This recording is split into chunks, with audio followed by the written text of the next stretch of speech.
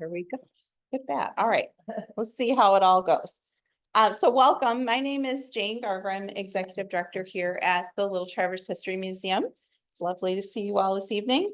And hopefully Barb, who's joining us by Zoom. We're trying to do some of these programs hybrid so that people can come to the museum or join from home if that's more comfortable for you. And we'll continue in the fall via Zoom.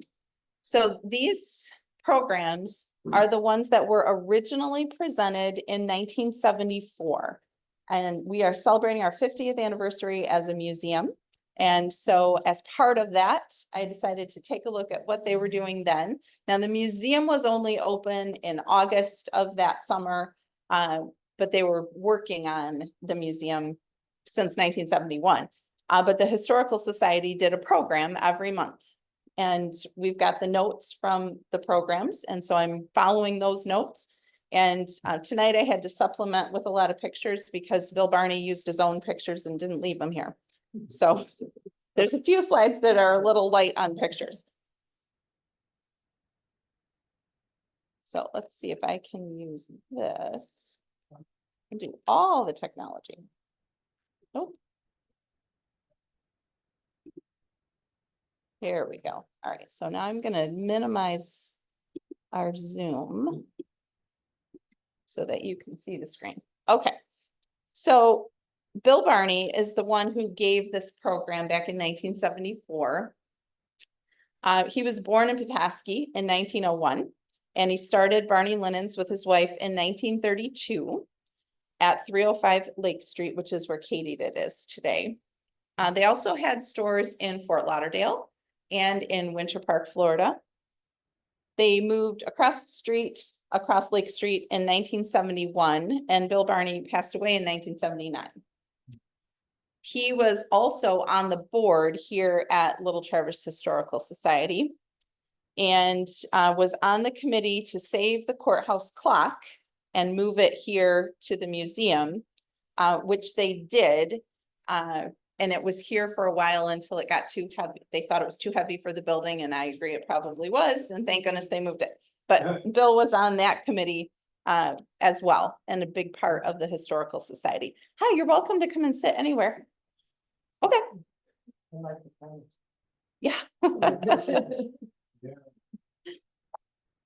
Oh, it's not gonna let me click. There we go.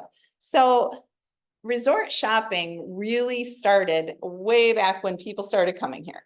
And they would come in on steamships, and the Midway went just right down here, down Petoskey Street. And of course the highway wasn't there. And when you got off the boat, there were gift shops right there for you. You could buy postcards, Petoskey stones, agate stones, baskets, moccasins, all kinds of things. Similar to today. You can see, maybe you can see Boss Bazaar right there. Oh, there we go. So here on the map, I think this helps you to see this part in pink. That means brick buildings, but that's about where the tunnel is under the highway. And then these shops would be like the concession stand, and this is all current sidewalk. So all kinds of shopping all the way down to the water. So probably the first shops in Petoskey that had a Florida connection were actually the Persian rug shops. And I'm going to have trouble with these names. They were operated by the Armenians, Altungian and Gulisarian. That's the GNA building. They had shops here and in St. Augustine, Florida. And then Acidorian and Simonian came here from Turkey, and they had rug shops here and in Jacksonville, Florida.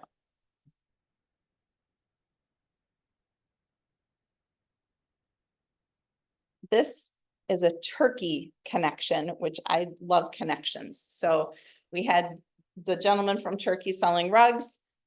This was a fascinating connection to me. Bowman's jewelry shop, and also opticians, because if you have a jewelry shop, you also can make glasses. And so Mr. Bowman and his son did that in conjunction. But Mr. Bowman's daughter Dorinda was a missionary in Turkey and Syria. And she taught the orphans at the orphanage to make lace, and they knit lace. They sent it back here and sold it at her father's store, Bowman's Jewelers. And then he in turn sent the money back to her so that they could run the orphanage. Seems like a really convoluted fundraiser, but that's what they did. Bowman's was on Howard Street. They were there 47 years, beginning in 1883.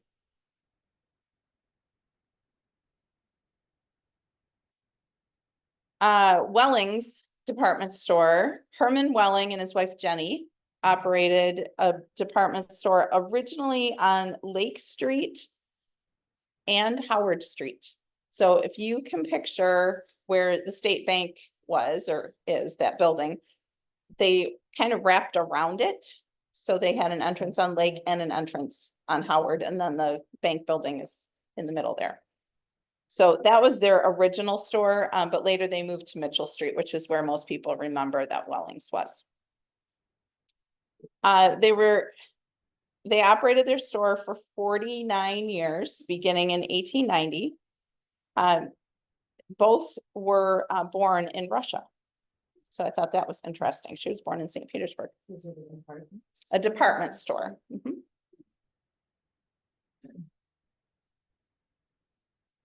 Little Will with the big jewelry store, Will Searle. And he opened a store in 1885.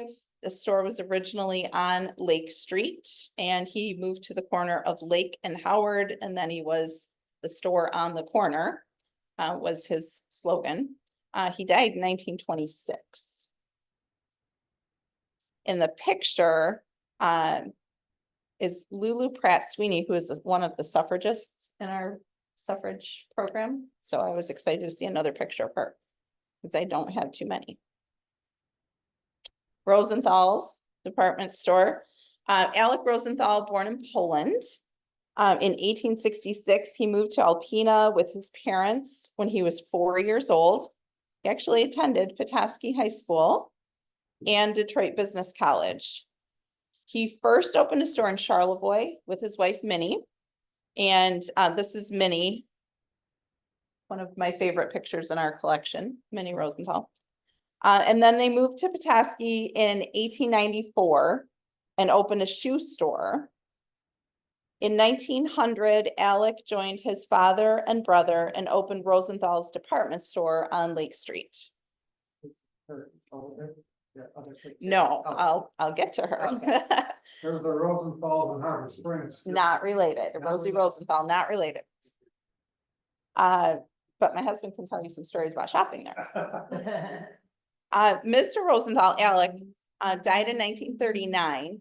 And after his death, the store was run by his wife to some extent. She really was in charge of every club in town. She was all of our women's club notes. She's the one who's the president of just about every club. Her sister Zilla also ran the store. She was vice president of the corporation, as it were. And then Zilla's daughter, Irene Gordon, and this is Irene. So Irene came from Chicago in 1939 when Alec passed away, and she took over management of the store, and Irene managed the store until 1962 when she closed it. And we have really not too many interior pictures of early stores because it's so hard to get pictures. So I thought this was a really interesting one with all the things hanging. A lot of the furniture here in the museum is from Rosenthal's department store. Some of the cases, there's a case in the back with Stanley Kellogg's pottery in it that's from Rosenthal's. There's a display table from Rosenthal's as well. Oh, and I think this lady is possibly from Rosenthal's. I've been trying to find out more about her.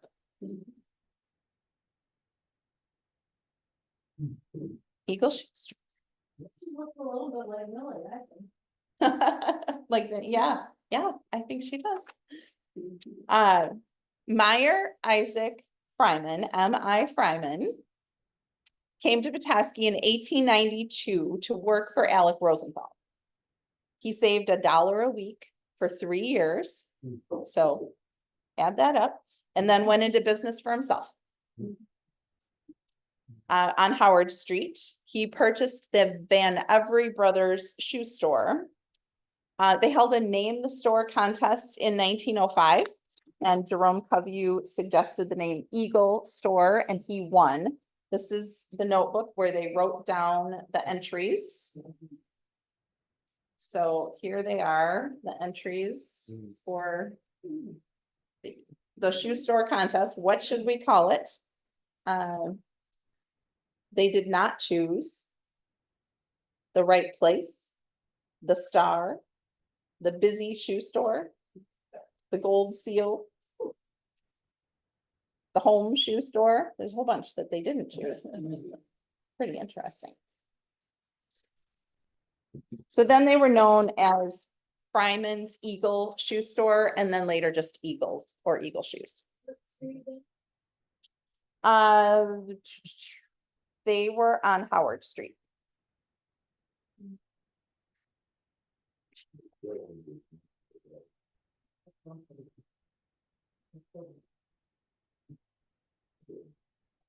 Pillins, or yeah. In 1920, Meyer partnered with his son Zalman. And that was when they just started calling it the Eagle Shoe Store. Mr. Fochman, Adolph Fochman, started Fochman's department store on Mitchell Street in 1878. His son Albert took over around 1900. It was described as a 3-story brick double store building. And if you go over and look at the Fochman building, you can see what that means, the double store building, with a basement devoted to bazaar, B-A-Z-A-A-R, not strange, bazaar goods. The first floor contained groceries and dry goods. The second floor had women's ready-to-wear and baby items. And the third floor had household furnishings and menswear. They also had an elevator, an electric elevator, and they advertised something about an electric register so that you could check the prices of things. Now that sounds kind of like a computer, but I don't know what they were doing. The Fochman building did have a fire in March of 1914 on Mitchell Street. Yeah. So what building would it be in? Is it Tap 30? Is what's in it? Yeah. Central Gym, yeah, It says County Fox. yeah, it says Fochman. Okay, okay. So I don't pay attention to what's in the store because I'm always looking up Yeah. at the architecture. Here's a picture of Mitchell Street in 1918.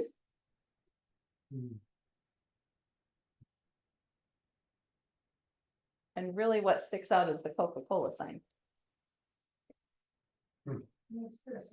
And it's Christmas. Angle parking.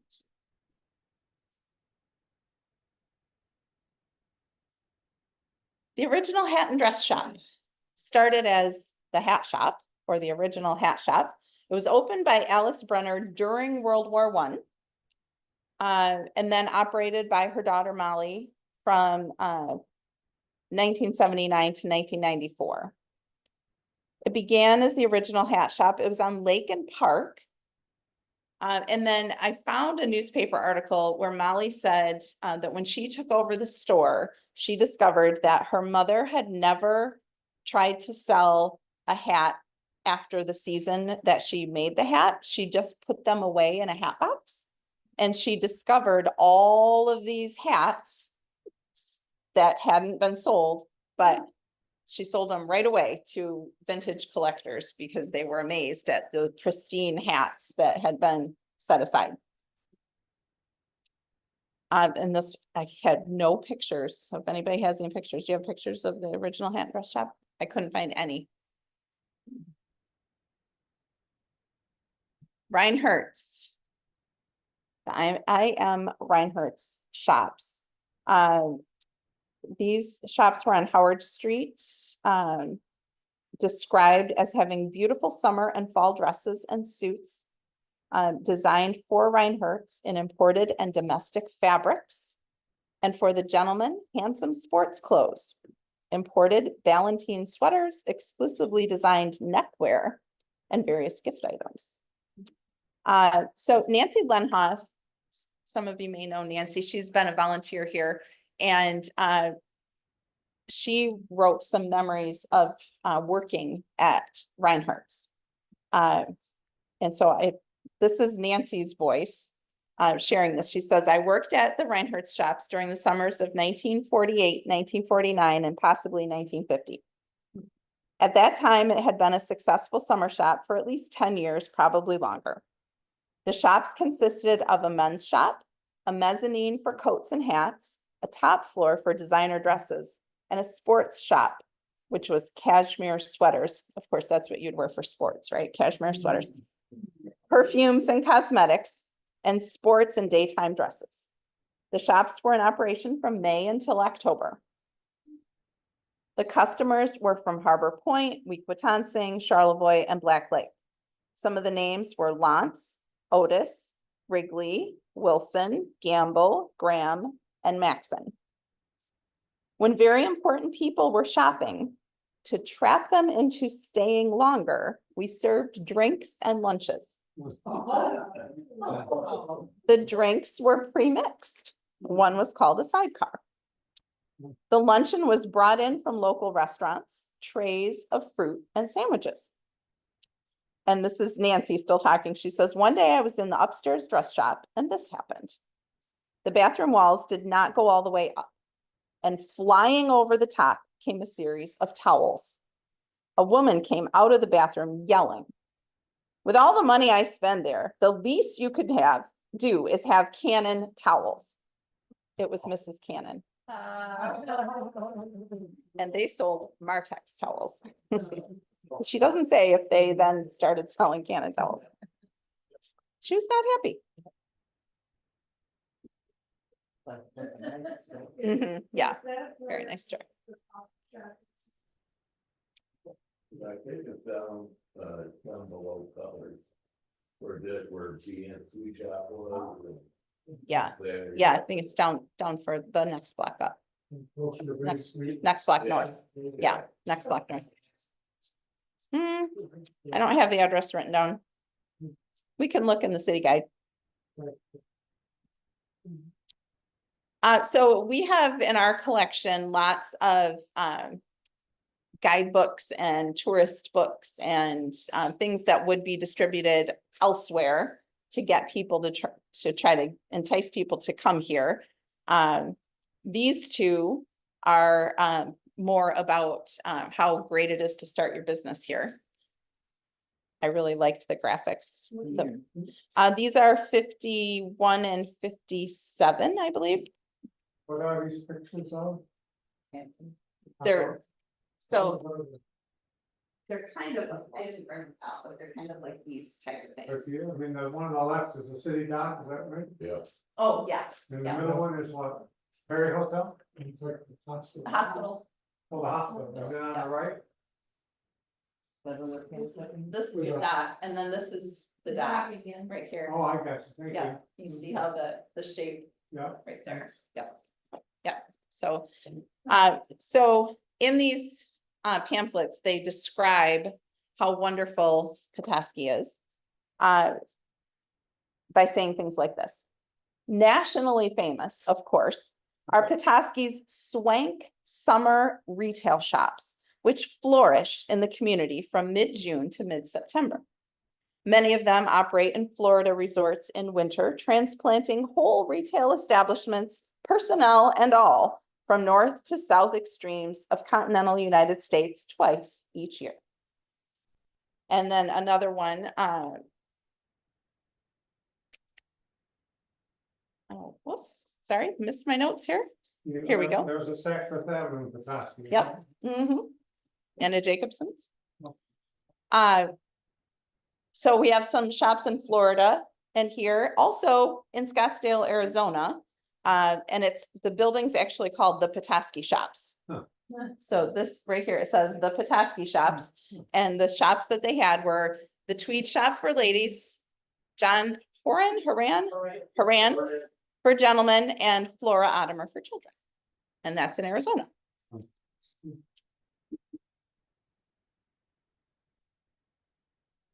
The Tipper is this little magazine that I pulled up here. And it describes the resort shops downtown. On the back cover, it has this map of Fort Lauderdale. And when you look at the shops, doesn't it look sort of like downtown? Yeah. I've been there and she loves. Yeah. Yep. There's a Gables in, Naples. Naples, Yeah. yeah. Yeah. So there they are, all together. And there's some descriptions about how they're the same. They look the same inside there and here. Oh. So that was interesting too. So in this little magazine, they describe several of our stores briefly. So I'll share those with you. Bob Baker Shoes. Bob Baker's on Howard Street, next to Games Imported or 2 doors from Games Imported. Where that was. No, it's, I think it's named where. Or Cutler's. Cutler's is there now. Yep. So this is, of course, shoes. It was started by Bob Baker's father, J.K. Baker. And then he started really dealing in real estate and buying buildings and renovating and different things. And his son Bob took over the shoes with Bob. Excellent. Oh, because he would go to Florida. Uh-huh, yep. Games Imported. Oh, yeah, so there it is next door. Just couldn't see it on the sign. Also on Howard Street. And they had the slogan for children 8 to 80 or 8 months to 80 or something like that. John Cannon, I wonder if they would towel people, I don't know. he was there. Oh, that he was later, yeah. Yeah. Gaddles. There on the corner. Featuring the world's finest quality linens. I don't think that Bill Barney said that in his talk, though. Mm-hmm. I had to look up where Blowing Rock is. Anybody know? North Carolina. North Carolina. Yep. Wow. What year would that be? This is 56.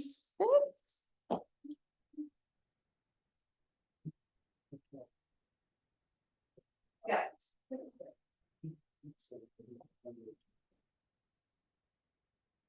John Horan. Penny Barton music. And a little parking meter. Described as an interesting new shop featuring the classics along with unusual fine men's apparel. So I want to know what that means, unusual fine men's apparel. That's how they described it. It was a tradition, men's. I thought So not unusual. I wonder why they described it that way. To get you to come in. Okay, so now do you want to tell us about this one? Bill Moss is on the left, Frank Hoffman's on the right. They met in Orlando at 24, and Frank convinced Dad to come back to Michigan. Dad's from the farm in Indiana. And the hurricane came through Florida, the Dad moved by bus, so Dad said, "I'm out of Florida." They came up here, Dad went to work for Wilbur, he went to work for 80 Fox for the department store. And married my mom, who was running the elevator. And Frank worked for Reinhardt's, which is a fantastic, high quality men's women's wear. And then in 34, Dad opened a store next to Reed's on Mitchell. And Frank joined us soon after from last year. You have way more than I had. Thank you very much. Yeah, I was in school for 2 months every year. Mhm. So it's the best deal I could ever have. I'm a loss. Frank had no kids. Related to Julie. Yeah. My sister. Great. Huh. And well, here's something that you didn't say, maybe you, but you probably knew this, that Moss and Hoffman was the first on the new street in Fort Lauderdale. One of the first stores on that new Los Olness Was- Street. They were first there, one. they prospected, also listened, Ed Ian was a cousin. Oh, okay. And so Ed came down after, Ed worked with Frank and Dad after the war. And we were selling men's women's clothes. And then Frank branched out, or Ed branched out into a women's business. And, opened his own store. I didn't know John Moran was there, John had great taste. And, but that was all in 39. When they showed the Los Angeles, it was just a 2-lane street going to the beach. Yeah, I was reading descriptions of how they came through and made this boulevard and They dredged canals all the way to the ocean. And it's come a long ways. Did you get to work in the store growing up? Me? Yeah. Not a lot when I was young, because I was having too much fun. Oh, yeah. well, and in this ad, notice it's blocked a little bit by the Zoom, but closing in September, buy now for Christmas. Because they're going to Florida, Ah, so. Jack and Jill store. Was owned by Daisy Newman. And it was children's and juniors clothes for boys and girls, Jack and Jill. And they were open in the years that I could find it, they were open through Christmas and then closed for the winter. The whole town closed down? Lots and lots of stores closed down, yeah. Not all, not all. I Mhm. have pictures on my website where the store windows in the winter would have the brown paper forward. Oh, yeah. And sometimes those would get decorated. So, Flora Ottomer, this was the one that was also in Scottsdale, Arizona. And also in Fort Lauderdale. And this is children's again on Howard Street, described as the young teen shop with stunning English woolens and tartan plaids What street? on Howard. Here's the Congo shop, owned by Harold Grant on the corner. You can see the sign sticking out a little bit there. And he also had a shop in Palm Beach, Florida. Yep. Yep, Petoskey Street. And there's Alice John Rogers. This is on Petoskey Street and then she moved to Lake Street. Again, junior misses and women's dresses, formals, coats and suits. Exclusive lawns, original dresses, beaded and monogrammed cashmere sweaters, and skirts dyed to match. And this is that Petoskey Street section, and I see the no parking here, so that's.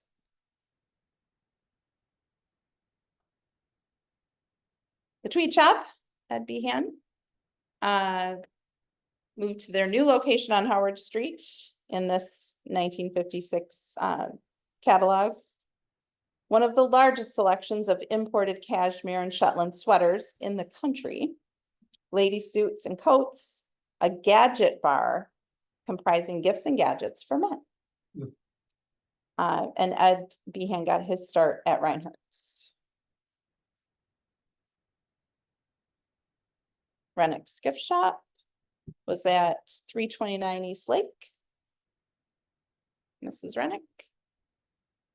And 6 Fifth Avenue opened June 14th, 1947. Oh, what's there now? Real estate, maybe? It was Toad Hall for a while. Yeah.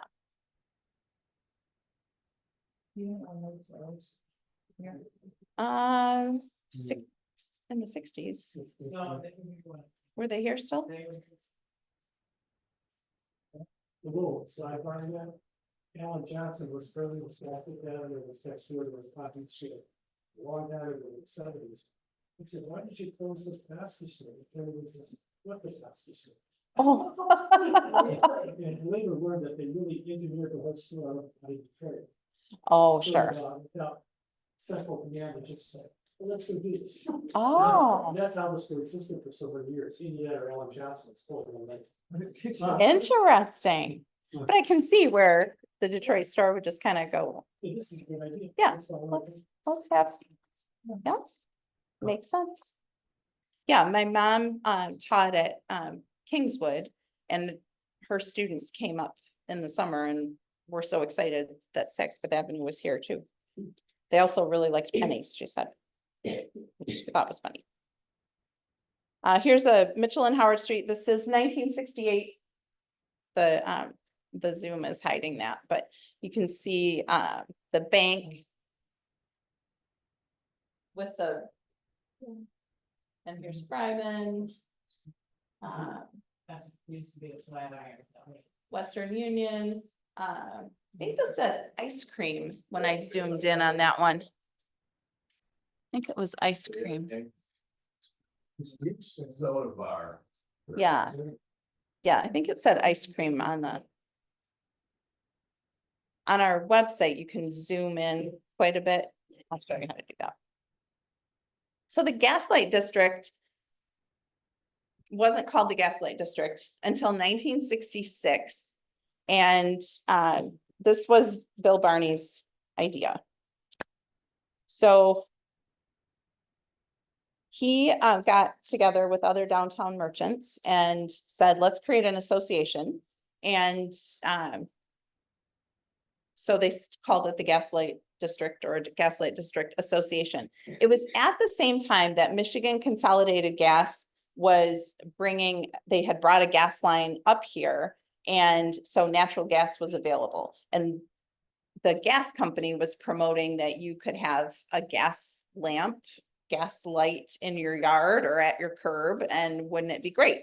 And so Bill Barney said, well, why don't we do that downtown? And they also got the college to do it, which people who I talked to didn't remember. Does anybody, you remember having them at the college too?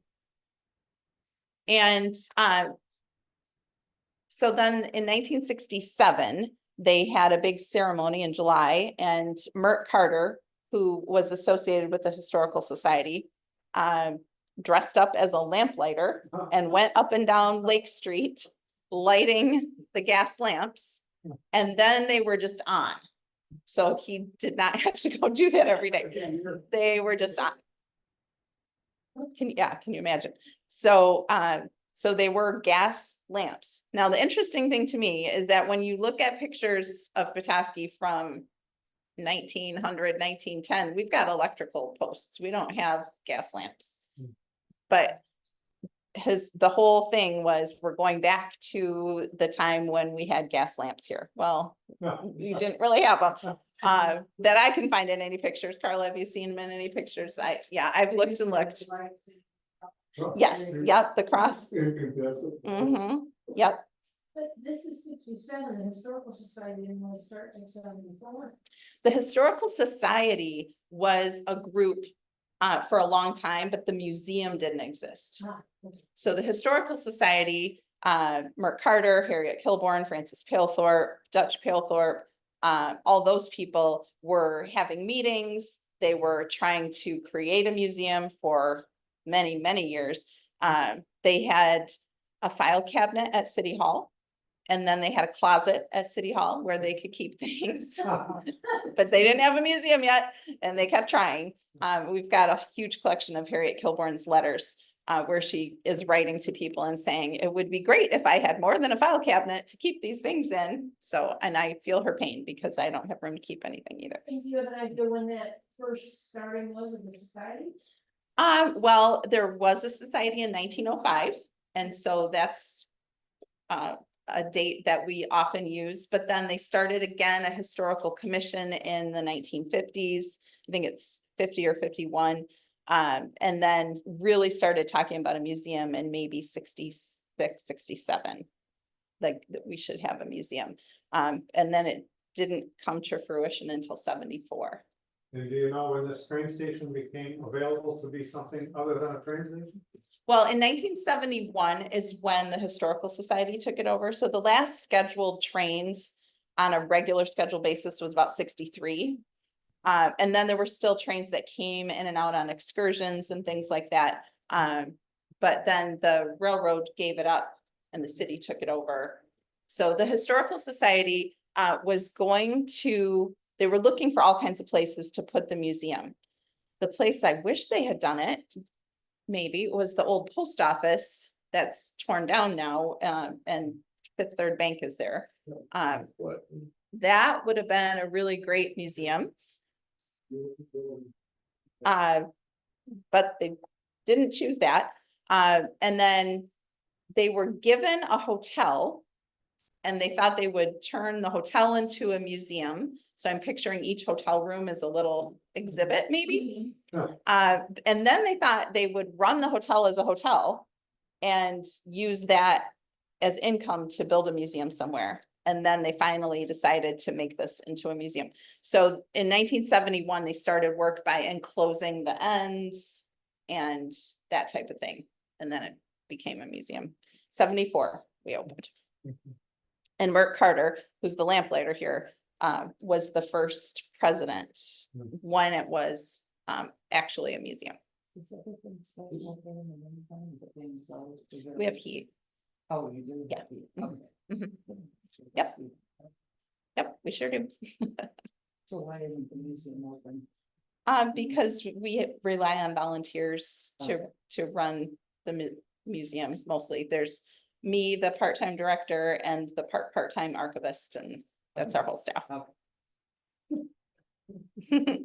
Here's some really nice pictures of the gas lights that were gas.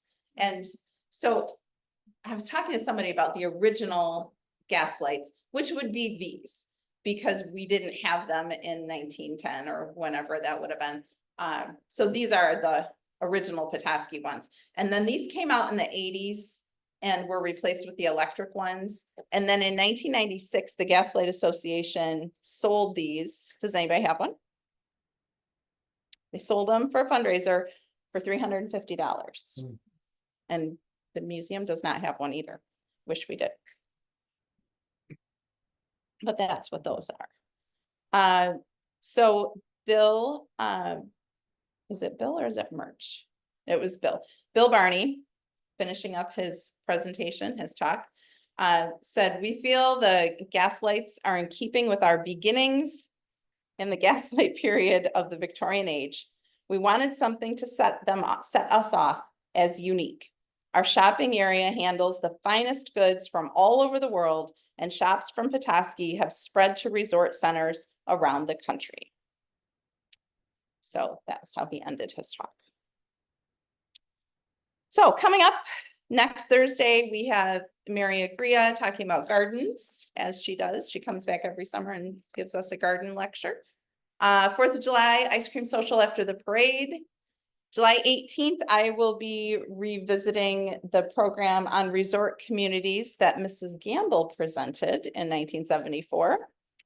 July 25th, we're having an open house, 1974 night. It'll be all things 1974 to celebrate our 50th anniversary as a museum.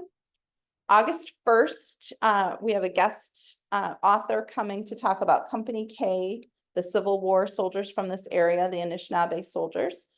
August 15th, I'll be talking about King Strang and Beaver Island, which is the program that Merck Carter did in August of 74. And August 16th is our corn roast. So make sure you mark that on your calendars. Now, lots of you are longtime Petoskey residents and you've been here and shopped and things. Does anyone have any other things you'd like to talk about or tell us? Yeah. His friends that come deal with his property where he was. You know, I have not looked at Merck's notes yet, so I don't know what I'm talking about. All I know is the topic. So I'll have to take a look at that. Yeah. Yeah. You have that. You have documentation about his property? We haven't, I don't think it's, it wouldn't be anything special. My family has had property across from where they live. Oh, interesting. I'm trying to find out, yeah, they're sure, so maybe that's something. Anybody else? Yeah. Like to say, is that I would get trouble with say things. There's three businesses you got on Mitchell Street right now that are fourth generation. Mm-hmm. And I think that it's important to not forget those. Absolutely, You yeah. got, let's say three, four. Well, there's Reed Reed's. Reed Furniture, is fourth generation, Lucia's is four. Mhm. Mm-hmm. Mm-hmm. What about shorter? They're not on Mitchell Street. He's talking about Mitchell Street. Yeah, but there are lots and lots of businesses here that are third generation in town and around town. And then fourth would be Meyer, Reed's, and Ruch's. Mhm. Mhm. Yeah. That thing, I mean, she included things that were included in this. Yeah, I just followed what he did. Yeah, yeah, right. Well, about 74 though, my hardware was only the second generation. But he, was this, these were all established? This was, yeah, this was his program from 74. Right, right, right. Right. Yeah, and he didn't talk about Reed Furniture either, or the circus shop, I or, mean, yeah. Historically, you know, the Gaslight District has always been the draw, basically, to the shopping. Mm-hmm, mhm. That's the, for the resort people. Right. But for the local people, Mitchell Street pretty much provided most of the shopping, because you had Gamble's, Happy Works, you had Montgomery Ward. That's what you call it. Two dimes. Mm-hmm, McCrory's. Mhm. Mm-hmm, right, right. Well, and so you were asking about, did stores close? So Mitchell Street stayed open Okay. and Lake Street closed. Okay. Did you wonder why they weren't included in the gas light, maybe because they were just regular local? So why are they supposed to gas light? So maybe that's. Mhm. Yeah. Yes. Lake and Howard, just around the corner, yeah. I read. Yeah. Where was Jacobson's? Where was Jacobson's? Jacobson's? No. I thought it was Lily Pulitzer was here for. Yeah.